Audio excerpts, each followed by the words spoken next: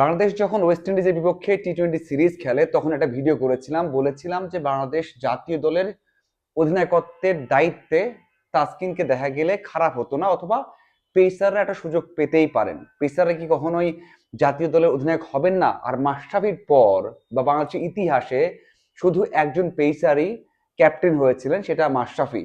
এছাড়া কিন্তু পেসার কোনো পেসার কখনোই বাংলাদেশ দলের অধিনায়কত্ব করেননি। তার মানে কি কোনো পেসার অধিনায়ক হবেন না? এরকম একটা প্রশ্ন দিয়ে এবং ব্যাখ্যা করে বলেছিলাম যে না, তাসকিনকে দিয়ে হয়তোবা চেষ্টা করা যেতে পারে, অথবা তাসকিন সেই সৌভাগ্য অথবা গর্ব নিয়ে থাকতে পারেন বা অধিনায়কত্ব একবারের জন্য নিতে পারেন। তাকে দিয়ে চেষ্টা করা যেতেই পারে, কারণ তার ক্যারিয়ারের একেবারে পিক টাইমে আছেন। শুধুমাত্র দেশে না, দেশের বাইরে বিভিন্ন ফ্র্যাঞ্চাইজি টুর্নামেন্ট অথবা ইন্টারন্যাশনালি একজন গ্লোবাল ফেস, সেটা কিন্তু এখন তাসকিন হয়েছেন। তাসকিনকে কেন দেখা যাবে না সেই প্রশ্ন আমি করেছিলাম। দেখুন, বিপিএল এ শুরুর দিকে যখন আলোচনা হচ্ছিল যে বিজয় ক্যাপ্টেন হবেন নাকি তাসকিন, তখন বিজয় এগিয়ে ছিলেন ব্যাটসম্যান, এবং বিজয় ন্যাশনাল টিমে খেলেছেন, লং টাইম হয়ে গেছে।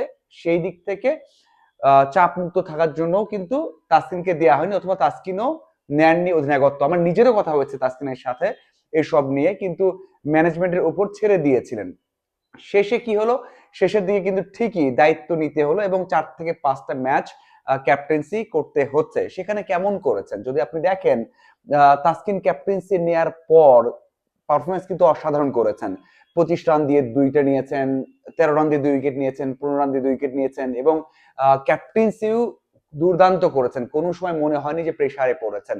সবচেয়ে সবচেয়ে মজার বিষয়টা হচ্ছে তার অধিনায়কত্ব করার পর তার বোলিং চেঞ্জ, তার দল নিয়ে কাজ করা, ব্যাটসম্যান কে সাফল করা অথবা বোলিংটা সাফল করা। যদিও আপনারা বলতে পারেন যে রংপুরের বিপক্ষে লাস্ট ওভারটা জিসানকে না দিলেই পারতেন, কারণ ওই ম্যাচটা কিন্তু হারতে নিয়েছিলেন শেষের দিকে।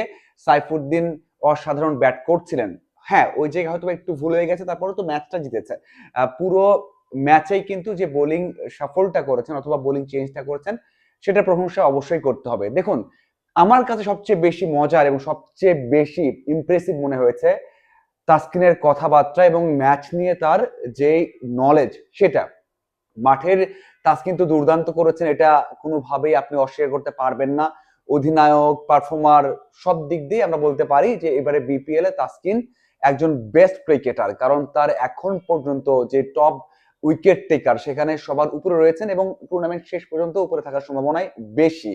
এছাড়া সবচেয়ে বেশি ইমপ্রেসিভ যেটা লেগেছে সেটা হচ্ছে তার প্রেস কনফারেন্সে কথা বলা।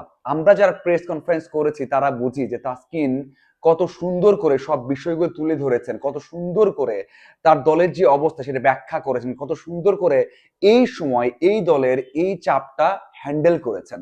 যে কোনো ক্যাপ্টেন যদি আসতেন হয়তোবা এই বিষয়গুলোকে অন্যভাবে নিতে পারতেন বা বলতে পারতেন। দেখুন, আমি একটা বিষয় বলে রাখি আপনাদেরকে, সেটা হচ্ছে তাসকিন যখন যখন ম্যাচ হেরেছে চট্টগ্রামে ক্যাপ্টেন্সি নেয়ার পর প্রথম ম্যাচটা, তখন প্রেস কনফারেন্সে কে আসবে সেটা নিয়ে একটা প্রশ্ন হচ্ছিল ড্রেসিং রুমে।